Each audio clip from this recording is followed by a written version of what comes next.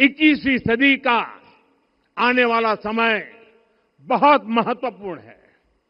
आजादी के बाद के 70 साल में भारत विश्व की 11वीं सबसे बड़ी अर्थव्यवस्था बना। 70 साल में 11वीं। लेकिन पिछले 11 साल में ही भारत विश्व की 5वीं सबसे बड़ी अर्थव्यवस्था बन चुका है। और वो दिन दूर नहीं जब भारत विश्व की 3री सबसे बड़ी अर्थव्यवस्था भी बन जाएगा। आने वाला समय नए अवसरों का है, नई संभावनाओं का है।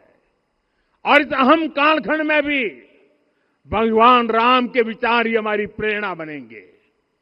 जब श्री राम के सामने रावण विजय जैसा विशाल लक्ष्य था, तब उन्होंने कहा था, सौरज धीरज ते ही रथ चाका, सत्यशील दृढ़ ध्वज पताका, बल विवेक दम परहित गोरे, क्षमा कृपा समता रजु जोरे।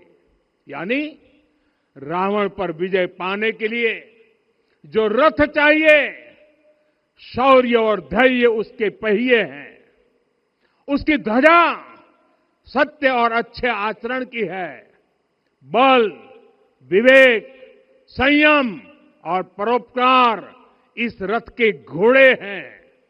लगाम के रूप में क्षमा दया और समता है जो रथ को सही दिशा में रखते हैं। साथियों, विकसित भारत की यात्रा को गति देने के लिए ऐसा ही रथ चाहिए, ऐसा रथ जिसके पहिए शौर्य और धैर्य हो, यानी चुनौतियों से टकराने का साहस भी हो और परिणाम आने तक दृढ़ता से डटे रहने का धैर्य भी हो।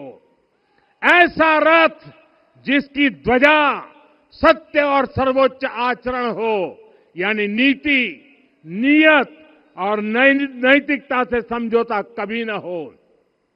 ऐसा रथ जिसके घोड़े बल विवेक संयम और परोपकार हो, यानी शक्ति भी हो, बुद्धि भी हो, अनुशासन भी हो और दूसरों के हित का भाव भी हो।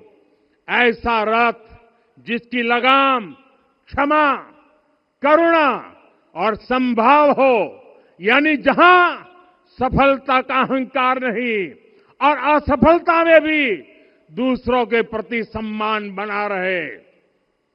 और इसलिए मैं आदरपूर्वक कहता हूं, ये पल कंधे से कंधा मिलाने का है, ये पल गति बढ़ाने का है। हमें वो भारत बनाना है जो राम राज्य से प्रेरित हो, और ये तभी संभव है जब स्वयं हित से पहले देश हित होगा, जब राष्ट्र हित सर्वोपरि रहेगा।